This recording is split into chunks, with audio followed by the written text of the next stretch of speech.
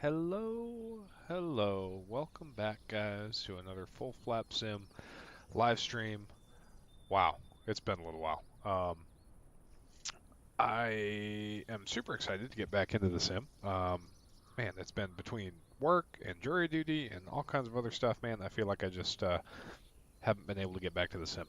But um, the cool thing is that there have been some sweet releases for the sim while I've been gone. So we've got a lot of content to cover today. We've got this T6, which is sort of a passion project of mine, and then PMGG dropped their 777-200, which I've been looking forward to for a while with the straight wingtips. So we're going to fly the T6, go over some of the stuff that Randall's done to this airplane that takes it from, quite frankly, being unusable to being a fantastic add-on, all for free. And then we're going to take a quick break, and then we're going to jump back into the airliners and get some of that content going. So, Virtual Flight Diaries, first comment, welcome, man. This T6 mod is awesome. Did some pattern work yesterday, and I think we're going to be new best friends. Yeah, it's game changing. I mean, I don't want to oversell it, but um, the T6 that comes default with 2024, and that you can buy as part of the Reno expansion for 2020. It looks great. It's a great visual model, although it has some glaring issues. Um, but Randall has taken it and turned it into to a pretty fantastic piece of freeware, and he's not done. He's going to keep this thing going. Um, he's got more plans for engine damage, things like that.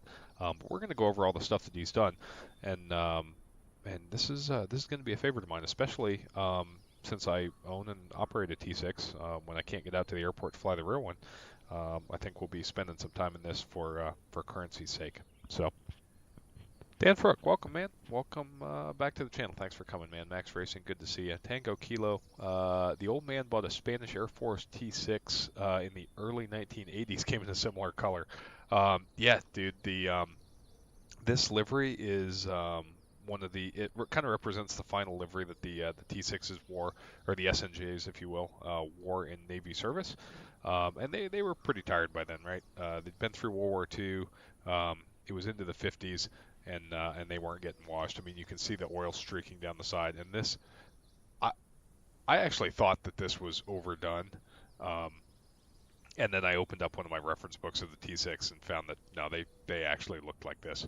Um, so these airplanes were rode hard, put away wet, and they were definitely working airplanes. So Turk in the US, did you wash this in oil? Hey man, it's it just comes with the territory, man. If it ain't leaking, it's empty. Uh, Diabetic Lad, God bless radials. I agree, man. It's there's just something about the radial engine airplanes that have soul, and I mean, they're getting harder and harder to find in the real world, and they've just found the Warbird community's kind of up in arms because Covington Engines has announced that they're done. They're not going to overhaul R1340s anymore, which is the T6 engine. Um, so let's enjoy them while they last. Because it probably won't last forever. Horizontally opposed engines and jets are definitely the way forward. So. All right, well, let's jump in the cockpit here. Actually, before we do that, I do want to show you some things. So, the model of this airplane is the default Asobo T6 model. It comes with Flight Sim 2024, and for 2020, you want to buy the base pack Reno T6. Not any of the variants like 6 Cat or Baron's Revenge or any of those. Although I just realized those were the two in the mishap in Reno. So anyway, you don't want to buy any of the variants of the T6. You just want the base pack Reno T6 Texan, and that's the variant that the mod will apply to. So, but what you'll see is what Randall's done is he's added some additions, right? So the big one is the propeller used to turn backwards. You'd hit the starter and the prop would turn counterclockwise, which how Asobo got that wrong, I don't know. But Randall got the prop turning the correct way. He also using this panel down here of unused buttons. If you hit the A button, you can toggle the spinner. The Asobo T-6 does not have a spinner, so Randall modeled that on his own and modeled the T-6 spinner. Now it's black on this livery because this livery did not use the spinner, so there's no texture to it. But that is an option. I like how the spinner looks, but real world it kind of inhibits the pre-flight of the prop hub and greasing the prop hub and such. So our T6 doesn't have a spinner on it, but and they're kind of hard to find actually now. But that's an option. And then you can also, with the B key, remove the landing gear doors. Most Canadian Harvards did not have landing gear doors because the snow and ice would get jammed up in between the door and the landing gear strut as part of the gear cycle. And so they just took the doors off. And then U.S. Navy SNJs that were carrier capable with the tail hook under the fuselage, they normally had the landing gear doors removed as well. However, we're gonna put them back on just because it's a cleaner look for the airplane. The last thing visually is clicking the toggle switch there. We'll put the pilots in.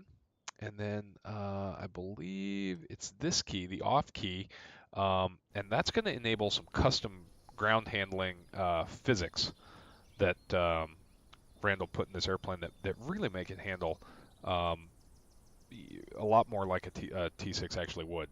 You can ground loop it. It's got some inertia. Within the limitations of Flight Sim 2020, he did a really good job with it, and it's a work in progress as well. So, and keep in mind this is all free for download off of Flight Sim TO. So completely free if you have 2024, and it's like $10 for the base T6 if you're in 2020. So, John Seifert, glad to tune in. Were all T6s tail draggers, or were there any tricycle gear? All the T6 SNJ models were tail draggers. I believe there was a single Super T6 converted to tricycle gear using a T33 nose gear, but it's definitely a one-off and not something that was in common production or anything like that. So the other thing is there's a modeling issue down here in the default T6 where the cockpit sticks out through the side of the fuselage, and Randall got rid of that as well. So just an overall beautiful model of the T6. It definitely holds up, and that continues into the cockpit. So this is going to be a short stream because we do have 2 airliner streams planned later, so I'm not going to get too in depth here, but we're just going to run through a start. We're going to take off. We'll go out, explore the flight dynamics a little bit, kind of show you how they're different than the stock, and then we'll come back and do maybe 2 or 3 landings and call it a day. So when you first get in the airplane, you want to adjust the seat and the rudder pedals, make sure that they all fit you, and then you want to remove the control lock, which is this red lever down here. In Flight Sim, it just removes the visibility of the control stick, but real world, that's your control lock. It needs to be in the locked position when you tow the airplane, because that unlocks the tail wheel, and then when you get in, obviously release it so that you're able to manipulate the controls. The fuel selector has 3 positions: left, right, and reserve. So we're going to select the. There's still an issue. Randall's working on programming the reserve tank to work correctly, because what it effectively is the reserve position is just a fuel pickup in the bottom of the left tank, and the left position has a standpipe that leaves 20 gallons remaining. So the idea being, if you were a student pilot, you'd run the airplane on left, and then if you ran into fuel exhaustion, right, like you ran the airplane out of gas essentially, you could then switch to reserve, and it would give you 20 gallons of gas, which is about 45 minutes in order to find somewhere to land. So still working on getting that programmed correctly. So we're gonna use the left tank, whereas in the real airplane you would start on reserve. Also of note, my T6 is a South African Air Force airplane, and the South Africans did away with this completely. The South African airplanes just have on and off on their fuel selector. So I'm perfectly content to run that in on left. Okay, the flaps are going to come up. This is a hydraulic hand pump where you can manually actuate the hydraulic system if you want. Landing gear handle down. Verify this is in the down position. However, there's no squat switch. So if you pull this lever up while the airplane's sitting on the ground, you'll actually remove the down locks, and there is the potential for the landing gear to collapse. So very, very careful around this handle, even more so than you would be in modern airplanes. This is the fuel wobble pump. So we're going to see this during priming, but for right now, it's not incredibly critical. Trim will come to about there. Rudder trim, which is the wheel under here, can roll forward just a touch. All right, flap and gear indicators are right here, but we don't actually believe them. You actually look outside the window here, and these are the landing gear indicators, right? So this white geometry right here is the top of the landing gear leg, the actual top of the landing gear strut, and this triangular piece is the downlock pin. So when you retract the gear, and we'll see, I actually haven't checked this flying yet, but when you raise the gear, this pin will retract, the gear goes up, and then when you drop the gear, you actually are looking to make sure that this pin is in the extended position. So the poles inside the cockpit and the gear lights, you kind of disregard them because you have the truth data in this window of landing gear strut is down and the actual down lock is engaged. The T-6 is a little unusual in that you start it with the propeller full aft, and the reason is that it takes oil pressure to take the prop out of full course pitch, and you want all that oil going to the engine immediately after start. So the prop control stays full aft, the mixture can go full forward, and the throttle can just stay cracked. All right, carb heat right here is in the cold position. These are the arming and release levers for bombs, which the T-6 could carry, although we don't have any today. Magnetos are off. Battery switch is off. Generator is on. These are going to be your starter switches. Park and brake is set. This is your oil cooler bypass. So, today we're gonna open the oil cooler. Although it's this is one of the things we're still working on with the mod is correct oil temperatures. Coming around here, you want to check the manifold pressure, and once we get battery power on, you'll see the manifold pressure sits right around 30. Or it should. Okay, well, it's not indicating 30, but it should indicate right around 30 on the ground, as that'll tell you what ambient manifold pressure is. So we'll actually note that as a potential bug. Primer is going to be right here. We'll come back to that in a moment, and then we've got the model controls over here. So time to get that started. John Seifert, 20 gallons is only 45 minutes of fuel. They're not fuel efficient. Yeah, 100%, dude. At takeoff power, you're burning about 60 gallons an hour. At climb power, right around 45. And then at cruise power, about 25 to 30, depending on how hard you're pushing the airplane. So the fuel gauges are actually down here on the left and right of the seat. So we have 55 gallons in the left tank and 55 gallons in the right tank. And Randall's provided custom views for that. And then we can also jump into the back seat, the instructor station, and you can see that as a trainer, all the controls are pretty much duplicated. So, all right. And it's time to go. So we will get the battery on. We'll use the wobble pump to wobble up some fuel pressure, checking on the tri-gauge here. So we've got the fuel pump wobbling up, and we'll prime about 5 strokes of prime. And once fuel pressure bleeds down, you have to wobble it up again. 4 and 5 strokes. All right. Now the throttle is cracked. The mixture is full rich. The prop is aft. We're going to engage the starter. We're going to count 4 blades, and then we're going to swing the mags to the on position, and it should start right up. All right. 1, 2, 3, 4.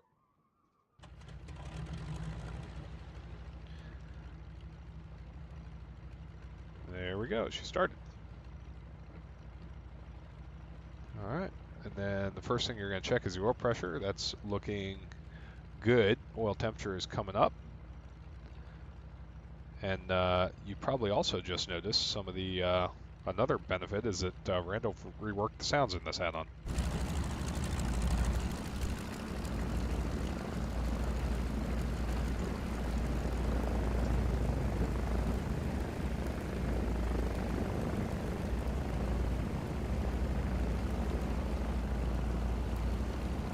Okay, so we're going to let the engine run at idle here for right around 600 RPM is what we want.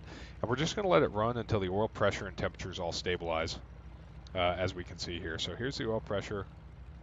It's looking good. It's starting to come down a little bit as the oil temperature comes up. And now we can take the prop and we can run the prop forward and we can listen to the sound change as we get the RPM in.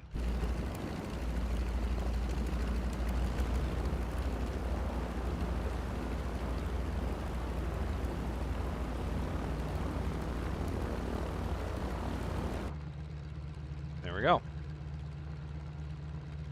And right around 1,000 RPM, between 800 and 1,000 while the airplane warms up. And we're good to go. So we can release the parking brake and start taxiing out for departure. Tango Kilo, yeah, the airframe shake at idle is pretty fantastic. Okay, so the steering on the T6 is fairly straightforward. So with the stick held aft, which is where it should be 99% of the time, the tailwheel steers through 15 degrees either side, and it's connected to the rudder pedals through a pin linkage. And off we go. Now if you want to make a tight turn, like we do here, because we don't want to hit the wingtip on the building, you can push the stick all the way forward and use differential brake and power to swing the airplane around.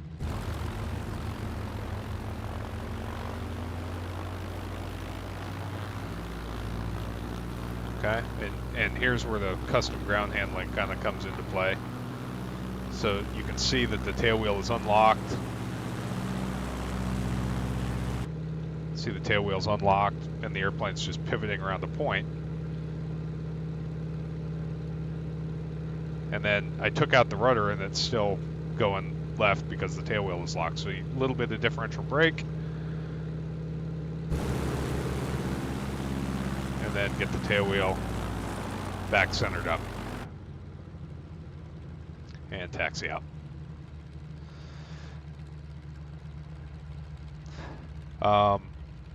You can't see much over the nose of a T6, so you have to S-turn, just like all the World War II airplanes, be it a Stearman or a T6 or a fighter.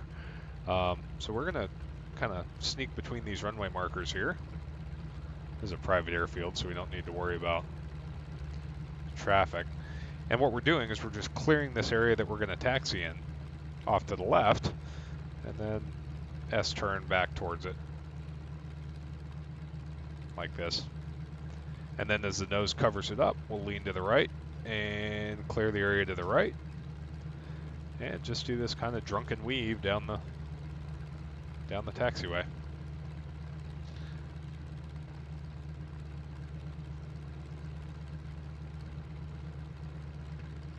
I love the trainer yellow. It's one of the iconic color schemes of the T6.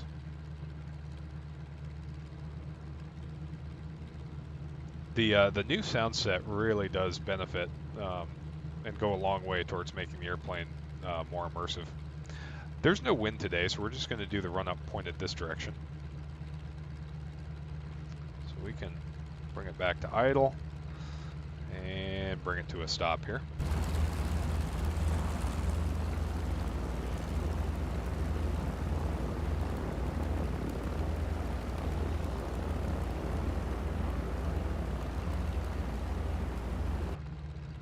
Okay. For the run-up, we want to make sure that we have at least 40 degrees on the oil temperature, which we're getting pretty close to it. So we'll hang out a second and wait for that to come up. We can close the oil cooler shutters, see if that helps a little bit, helps us get us up to temp a little bit faster. 1200 on the transponder, that'll work. Radios are fine. And then we just do another cockpit sweep. So here the flaps are up. The fuel selectors on the left. Rear world would be on reserve. Wobble pump we don't need. If the engine-driven fuel pump fails on takeoff, this is your backup fuel pump. So you just would be frantically wobbling this thing trying to keep fuel to the engine as you circled back around to land. The vast majority of modern T6s have a electric pump that backs us up. All right, all the electrical switches are on, namely the battery and generator. Battery's charging. Magnetos are on both. We're going to check those in a second. We're going to set the parking brake here so I don't have to hold them. And then checking all the engine instruments and stuff, right? Set the altimeter with the magic barrel ref key. And this is all World War II era radio equipment that is not relevant anymore. John, it's slightly different than a Cub. I don't know exactly how to put it into words, but it's a little more, I think, reddish. Like, it's a little warmer than Cub yellow. But it is definitely an iconic paint.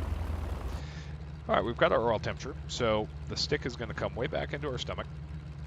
And we're going to go up to about 1500 RPM.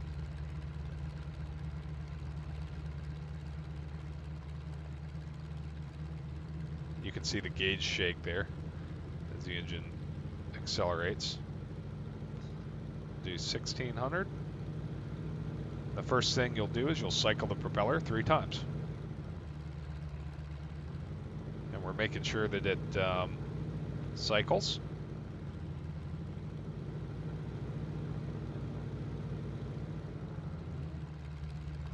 There we go.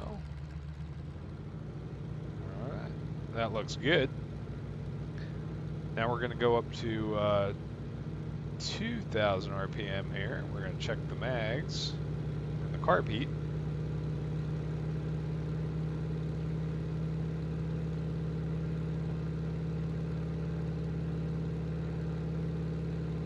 There's right mag, back up, left, back up, check the carb heat. Big RPM drop, carb heat's back off. And now the final thing we're going to do is we're going to go up to field baro, which is 30 inches, and make sure that we have at least 2050 RPM, which we do. And then back to idle. And the cool thing is that all the numbers, procedures that I use in the real T6 work with this one. So bring it back to idle, and then back up to 1000 RPM. All right, Pete Ski, welcome, man. Thanks for joining. Rusty, love the Warbirds. IL-2 is great fun. I agree, man. I love the World War II stuff. Look at the canopy handle shake here, and the canopy how it's rattling in the frame. That's all new with the with Randall's mod. Okay, parking brake is coming off. Time to go. Okay, double check the mags are on both. The mixture is full rich. The prop is full forward, and here we go. The T6 has a little bit of a reputation for being a pain in the butt on the ground, and it's deserved. It's a big tail dragger for sure, and it weighs about 6,000 pounds, so if it gets going the wrong direction, it's very hard to stop it. I love how the canopies rattle around. That's fantastic. Okay, so we're going to unlock the tail wheel with a forward motion on the stick. We'll swing it around here.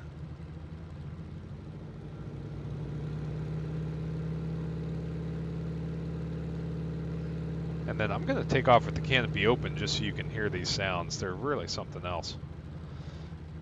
All right, get the tail wheel locked back. This is critical.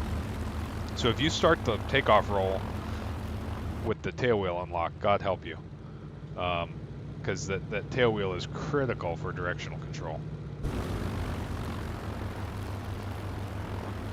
Got it unlocked again.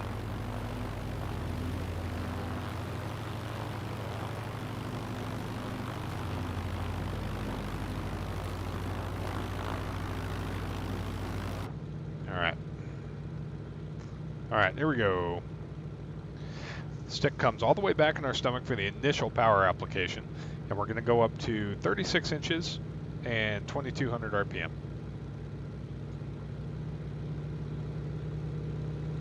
I didn't get the tailwheel locked, did I? So it's a little easier to get the tailwheel locked in the real world than it is with the mod, but you really just need to... There it is.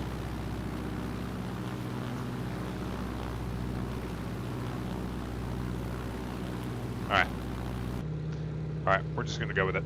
Alright, 36 inches, 2500, or 2550, or 2250 RPM. There's 36 inches. And here we go. A little bit of brake to keep it going here.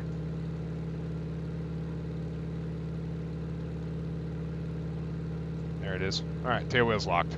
Off we go. Bring the stick to neutral. Just a touch of right aileron as you roll. And then as the nose comes up, you're going to increase back stick to keep the cowl just below the horizon.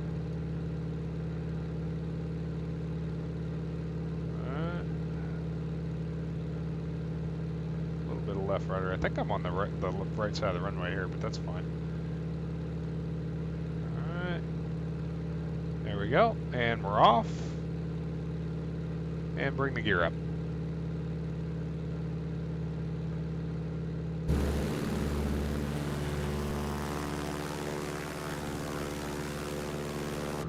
Gear comes up. I've got some rudder trim I got to dial out here.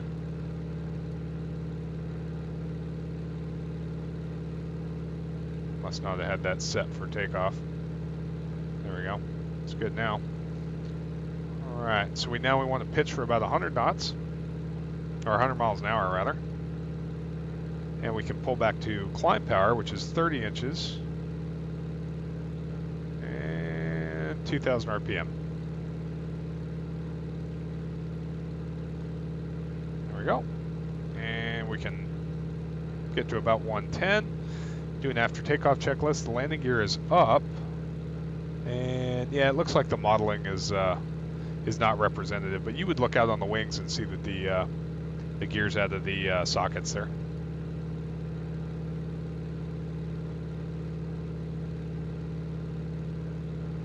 Alright. And looking good.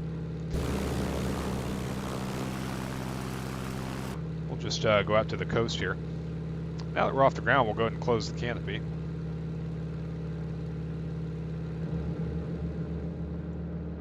There we go. Sounds changed a little bit with the canopy closed.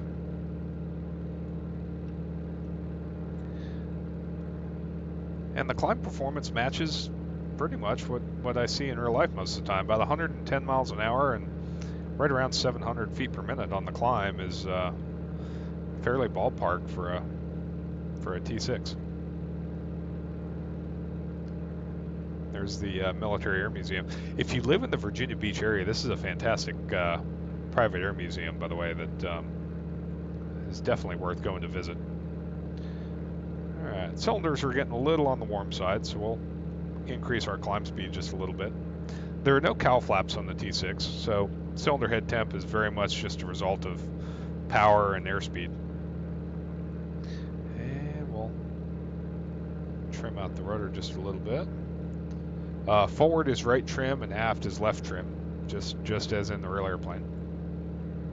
And it is a trim-intensive airplane. You do find yourself trimming in all axes a lot of the flight. All right, check out the view from the instructor seat.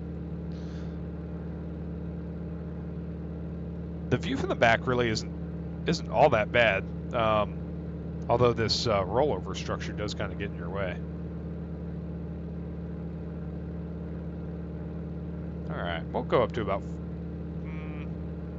4,000 feet or so.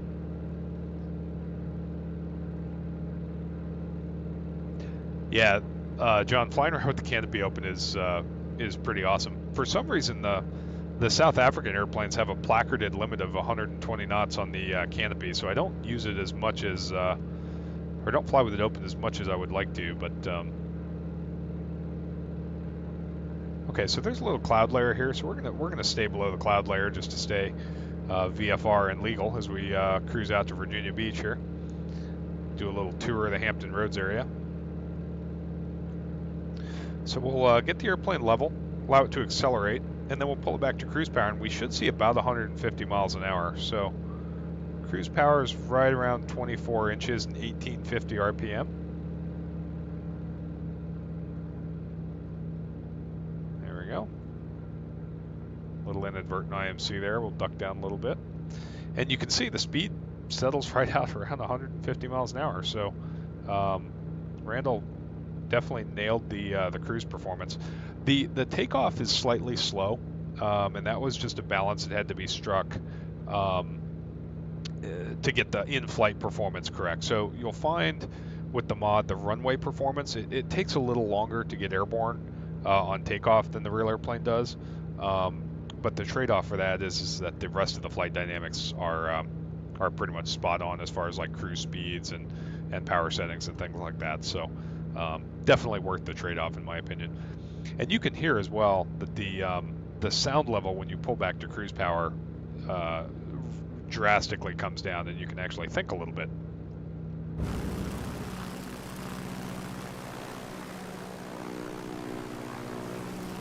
What a good looking airplane.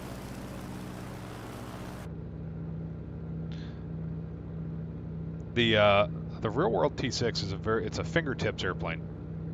So it doesn't take much to get it to do what you want it to. Very light on the controls, and that's modeled now in the mod. You can see that there is significant adverse yaw. So you can see the nose kind of tracks left and right of a fixed point in space as you make big aileron inputs, which is true to the real aircraft as well.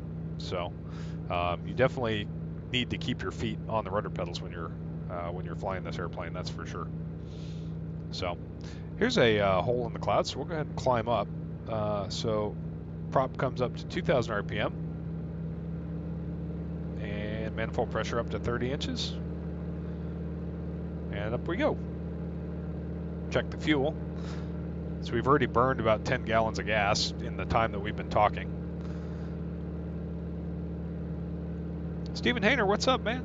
Diabetic Lad, juicy. I know, right? This is my passion project right here. And I'm really excited to get some liveries into 2024 because this is the flying that 2024 excels at as well. Yeah, John Seaver, definitely a step on the ball type airplane. Matter of fact, the vast majority of tropes that you hear about flying, for example, step on the ball, keep the wing down into the crosswind, all that kind of stuff, come from Stearman and T6 flying. There's Naval Air Station Oceana, where I learned to fly the Hornet, VFA 106 right there. That's where their hangar is. And then runway 523, the main runways. All right, we'll get up here and do a little bit of maneuvering. So the first thing that we'll do is we'll set up for an aileron roll. Definitely an airplane that you have to kind of dive to get airspeed on. It's not the most powerful airplane in the world. Despite having 600 horsepower, it's also a 6,000 pound airplane. So it takes a little bit to get it to maneuver, but it does well once you get it up to speed. All right, so it's about 160 miles an hour. We'll pull the stick back, put our feet on the horizon, and roll to the left. And around she goes real nice. Popped into a cloud there. All right. And out of the roll, and we'll come back to the left. These clouds are really kind of hampering my playtime a little bit.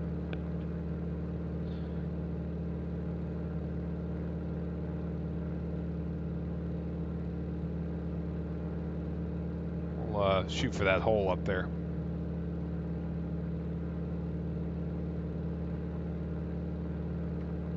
Remember, as you climb, you have to add power to keep the manifold pressure up at 30.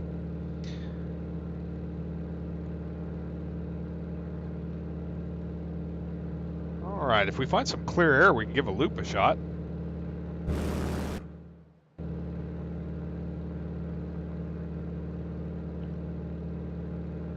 Alright, so we're a little bit low. So the T6 does have a little bit of a tendency to go into a spin if you stall it. So I would not be doing aerobatics real world this low, but just for sim purposes, we're fine. So we're going to leave the power up at 30 inches and 2,000 RPM. So we'll leave it at max continuous for the loop. And we're going to start the loop at 180 miles an hour. We'll just use the beach as our reference line. And we'll see how we do. There is a smoke system. I forget what switch it is. That one? Yeah, look at that. There we go. There's our smoke system. All right, so we'll dive down, put 180 knots on the or miles an hour on the dial.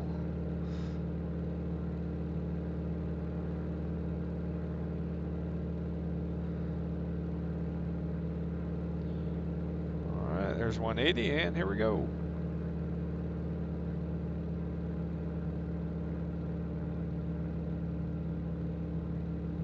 Look up, relax the G's over the top. There's our smoke trail. And coming down the backside. And boom, right through our wake. And we'll do a little aileron roll to finish it off.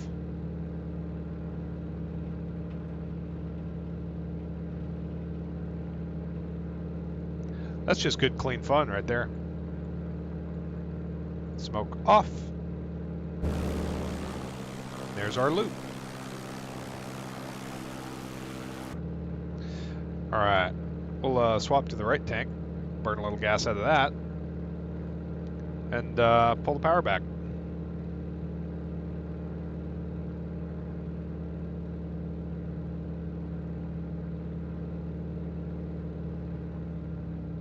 This airplane is way too much fun. Man, the environmentals. Yellow Sim's looking pretty good for itself right here.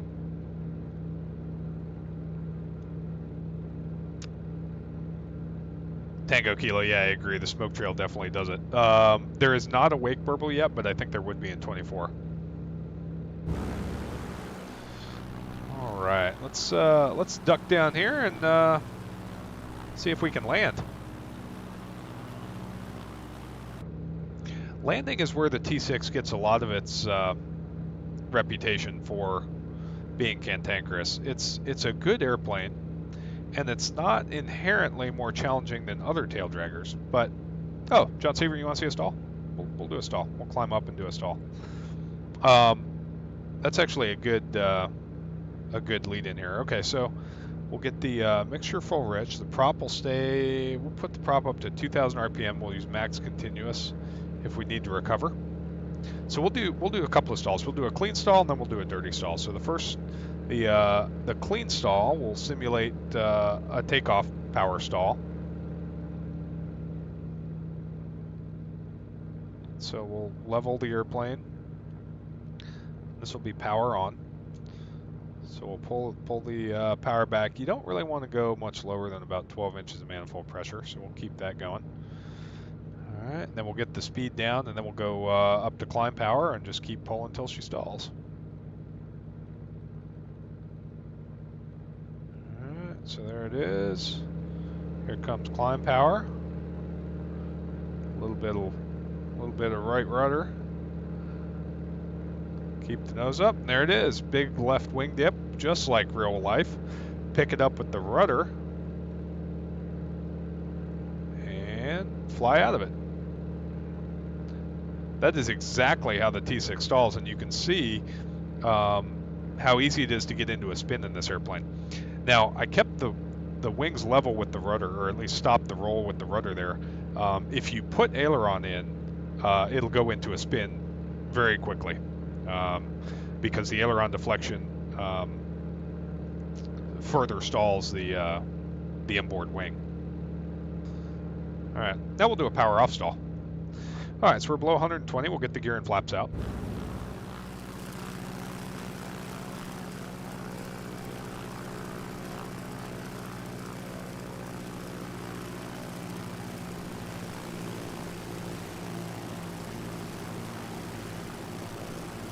Alright, there's the gear and the flaps.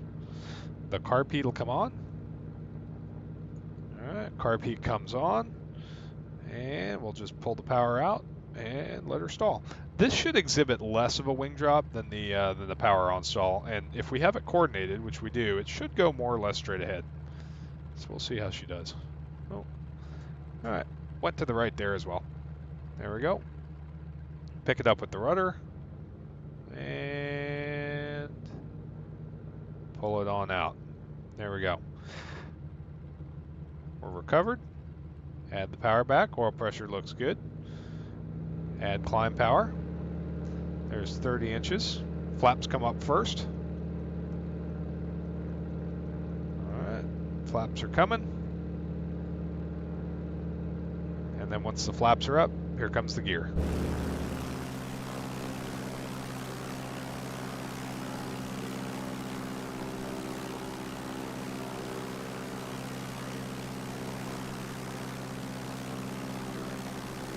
Alright, gears up. And off and away.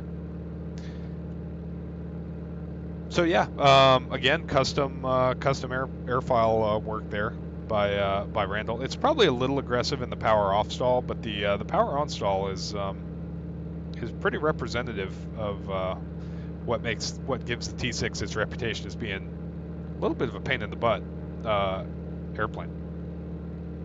Tango Kilo, yeah, 100%. Don't get slow and stay coordinated. That is 100% the name of the game. All right, we'll put the carb heat on and head back to the museum.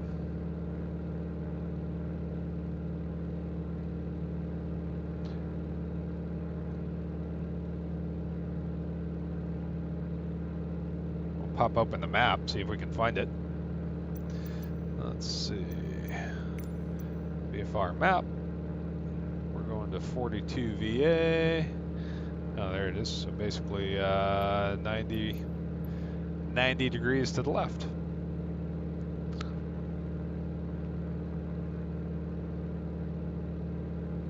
As we come back to the field, we'll keep the manifold pressure right around 20 inches or so, and we'll keep the RPM back at about 1850. That's a real good descent power setting, and we will keep the carb heat on as we head downhill.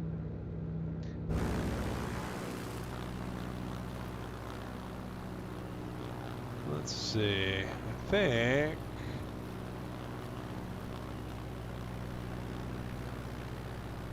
probably gonna need the map to find where we're going here.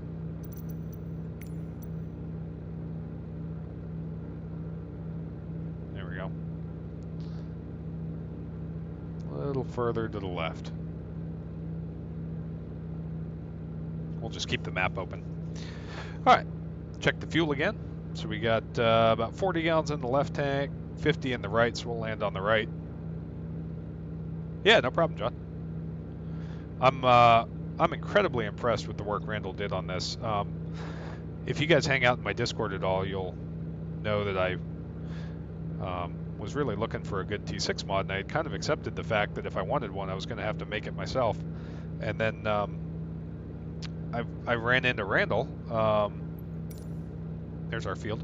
Ran into Randall in the Duckworks Discord, and turns out he was already halfway through programming this, but he didn't have any or much good real-world T6 data. So that was easy. We just kind of put our heads together and came up with this mod. So, but all the work you see is his. I just complained about what he did until he changed it.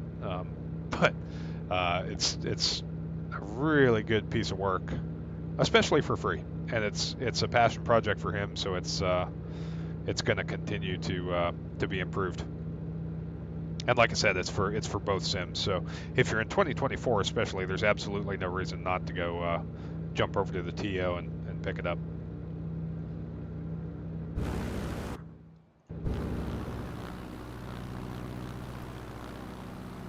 Okay, coming in over the field. The first landing we'll do a 3-point. That's how I typically land the T6. I tend not to wheel land it, even though it's a little bit less graceful. And we're going to start the flight recorder here. All right. And we'll pull a little bit of power out down to minimum, about 15 inches, and brake.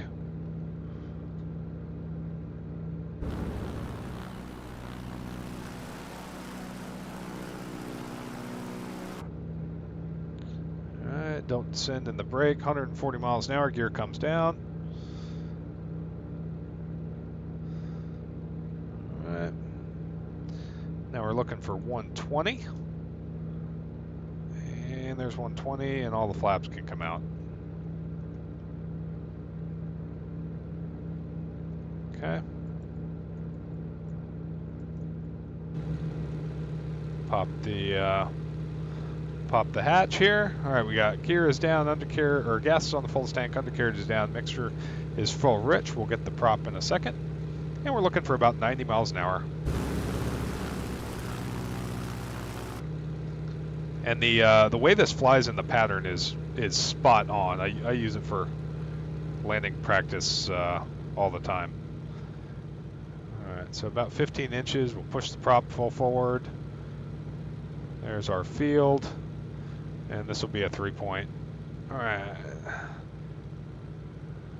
little bit of trim, getting a little fast. We can pull the power back to minimum, which is 12 inches. And we got the field made, cut the power to idle. And now over the fence into the glide. And now just hold it off. Hold it off. Hold it off and keep it straight. Hold it off and keep it straight. And we're down, and now keep it straight with the rudder. Pin the tail full aft, yoke and aileron goes full into a crosswind.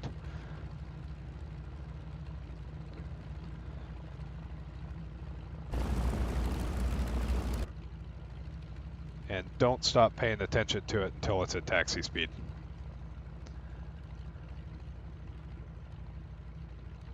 And we're down. There we go. We can turn off the runway here.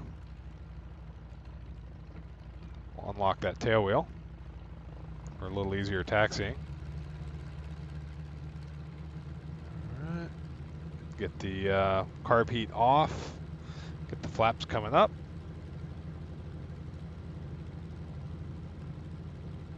And taxi back for another.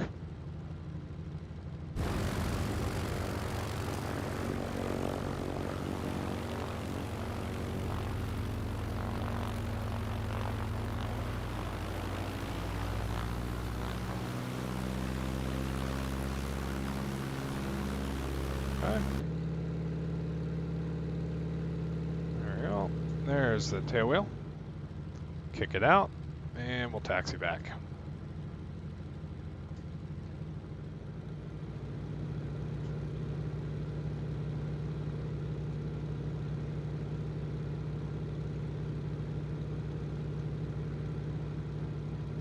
Just to show you, the default Asobo tail wheel, I don't know if you can tell, but it's much more instant, I suppose you could say. Stephen Hayner, I'm sitting here in a 777 over the Pacific munching a sandwich watching a flight sim stream. That's awesome. Tango Kilo, yeah, so the 3-point landing is definitely a T6 or an SNJ thing that the Navy did, mainly for landing on carriers, but also it gets that steerable tail wheel on deck on the ground early so that you don't have to worry about. There's one of the most dangerous times in tail wheel flying is if you do a wheel landing when the tail is coming down, and the reason is that the rudder is losing effectiveness, right? All the control surfaces are losing effectiveness, which is why the tail is coming down. It's not flying, but you don't quite have the steerable tail wheel firmly pinned on the ground yet. So if you get hit with a big, powerful gust of wind right as the tail is coming down, before you have the steerable tail wheel firmly planted on the deck, it's possible to not have enough control authority to keep the airplane from ground looping. So the benefit of a 3-point landing, which I'm going to stop the recording. We'll watch the 3-pointer. That'll be our replay. I'll do a wheel landing this time just to demonstrate it. If the 3-point gets that steering on the ground as soon as the airplane touches down, whereas you know, the wheel landing, well, it's easier to make it look good, and it has some benefits as far as visibility and such goes. It kind of opens you up to a potential danger area, especially in a crosswind.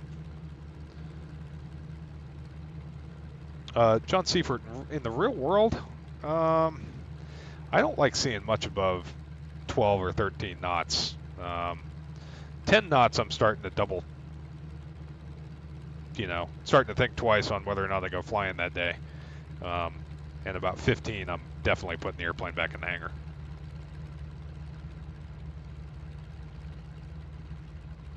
Tango Kilo, that's another good point, is wheel landing a tail dragger, you also have a much higher chance of bouncing as that angle of attack increases. All right, here we go. We'll spin the airplane around.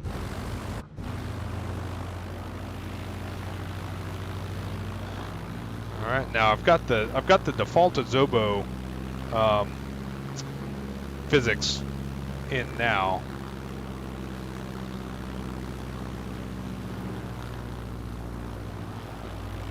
There we go. Let's swap them actually. Actually, let's see. There we go. We're on the Randall physics. All right, here we go. Mixture and prop full forward, yoke full back in our lap. There we go. Up to 36 inches.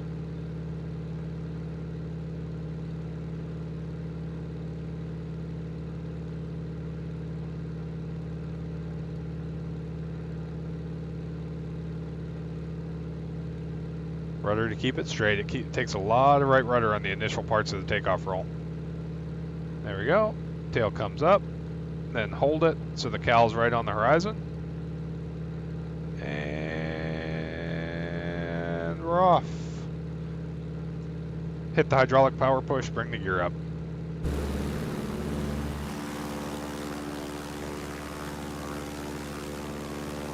That iconic snarl of the Pratt & Whitney 1340.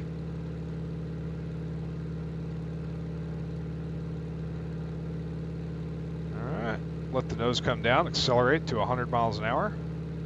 This is kind of a critical point in T6 flying. If the engine fails now, you don't have a lot of options. It's not a very good gliding airplane. It definitely relies on the engine power quite a bit. Okay, we've got our safe climb speed, so we can pull the engine back to 3,000 RPM, or sorry, 30 inches and 2,000 RPM for climb power.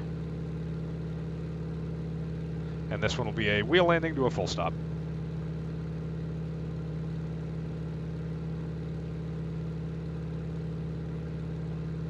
I love that canopy rattling around. That's such a great detail.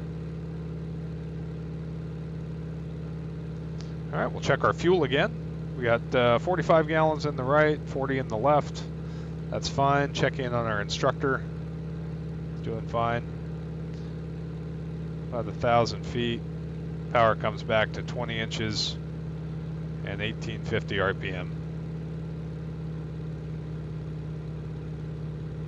All right, so we'll try a wheel landing on this one.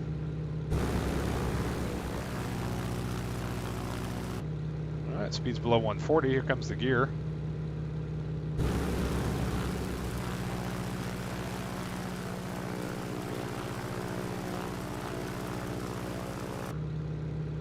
Okay, carb heat. I believe I left it on. Nope, there it is. Here comes carb heat.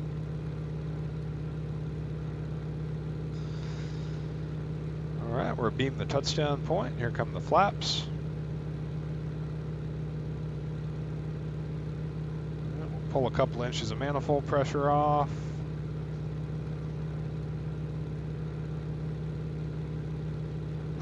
Stephen Hayner, yeah,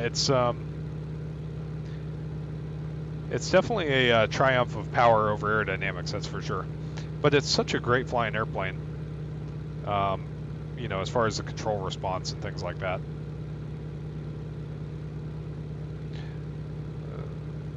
Real world, the benefit too of having the canopy open is not having to peek around all the bars and metal reinforcements and structure and stuff in the canopy.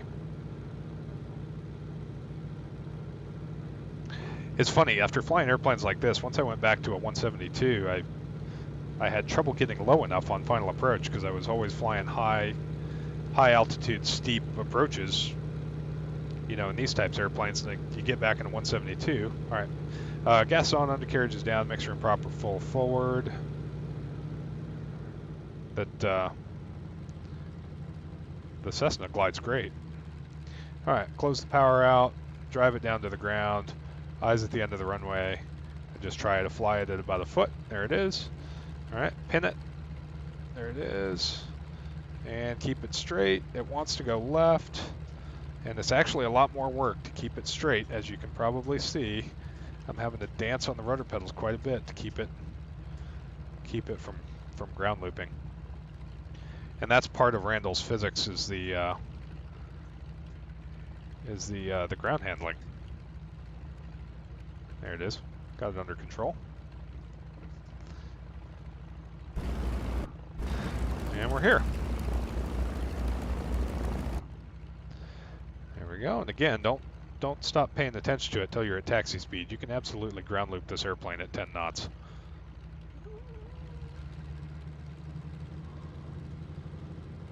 All right.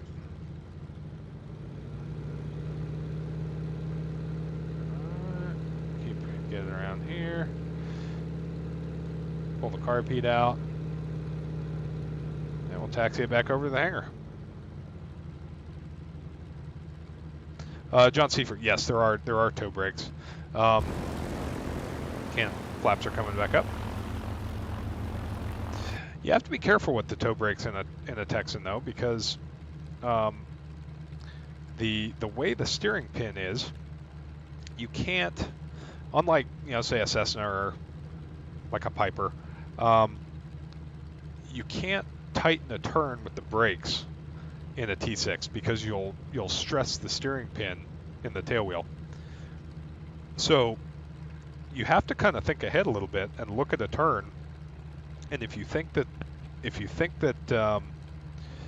the 15 degrees of steering that the tail wheel gives you is not going to be enough, then you have to drive the airplane straight, push the stick forward, unlock the tail wheel while the airplane's going straight, and then you can use differential braking while the tail wheel is unlocked. But a lot of T6 mishaps have been caused because that steering pin has been stressed by people unlocking it in the turn. So they'll start the airplane turning, realize that they need more, and then they'll push the stick forward and unlock the tail wheel in the turn, and that pulls the pin out while it's under load. And doing that repeatedly breaks the pin. And if that pin breaks, you're well and truly cooked. Because landing a T6 without tail wheel steering is, I mean, nothing's impossible, but I certainly wouldn't want to do it. Okay, so we'll pull back up to the tarmac here. There's a resonant, in the real airplane, there's a resonant frequency range from about 1,000 to 1,200 RPM that you try and avoid, so I've been trying to keep the RPM around 1,000. And the mod does a fairly good job of taxiing, although sometimes with the ground friction in place sim, you have to go into that resonant range.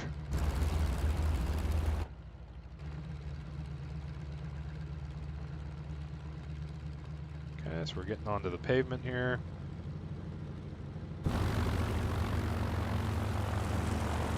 We want to be good neighbors. We don't want to dust the hangar, so we'll bring it to a stop. Okay. Set the parking brake. We can turn the avionics off.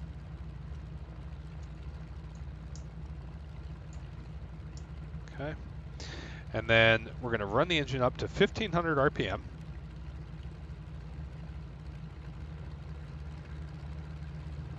So here comes 1,500 RPM. Stick is full aft for this. and then bring the prop back full aft. So we're going to take the prop control, we're going to run it all the way aft, and the RPM should drop to about 800, which the mod captures correctly. And then we're going to sit here and let it idle at 800 RPM for 2 minutes as we scavenge the oil back into the oil tank. We can let the stick forward again. And I don't know about you, chat, but that is one of the coolest sounds on the planet in my book.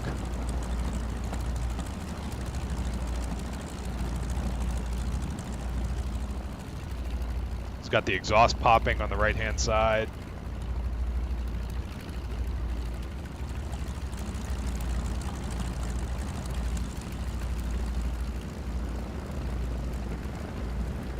I hope that sound's coming through. Okay, there's 2 minutes, and we can do it. We would do a grounding check. So this is a limitation of flight sim, where as soon as you go mags off, the engine shuts down. But what you would actually do here is you'd take the mags, you'd run it down to off, just hear the engine cut, and then go right back to both, and the engine would fire back up again. And what you're doing there is that as part of your pre-flight in a radial, you have to pull the prop through by hand. So it's very important that you verify every single flight that the magneto switch in the off position actually turns off the ignition system. So we check that every flight. We'll say that it's good today. So we can simply take the throttle, pull it back to 600 RPM, and slide the mixture to idle cutoff.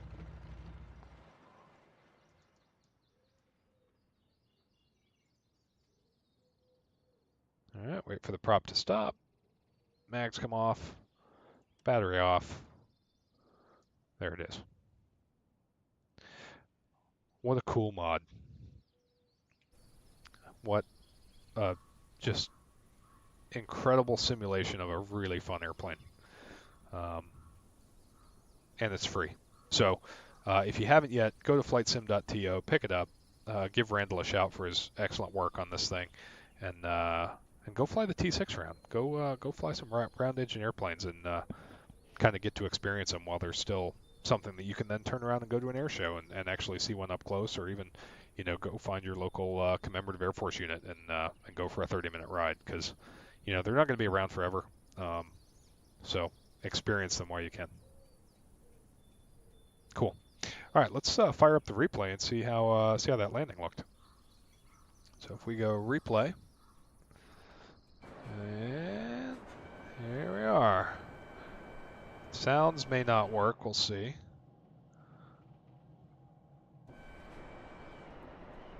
Let's see. Let's see if I can get the sounds going here.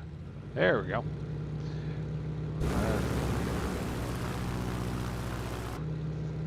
Oh man, yeah, Iveo Premium 2-ship formation? Sounds like a plan.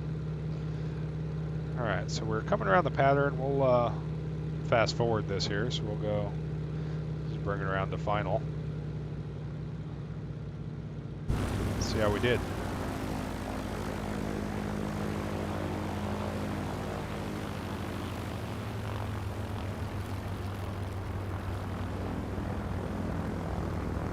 Yeah, there it is. And we'll flare, flare. A little high on the flare, a little high, but not too bad. And hold it off, all three at once. Not bad. Let's see if we can get in the drone cam here. Go watch that again.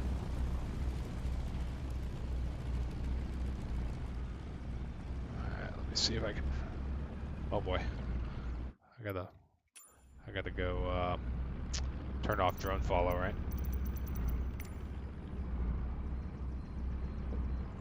There we go. And we'll run the replay back.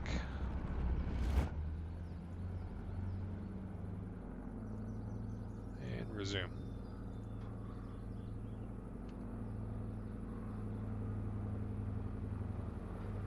There we go.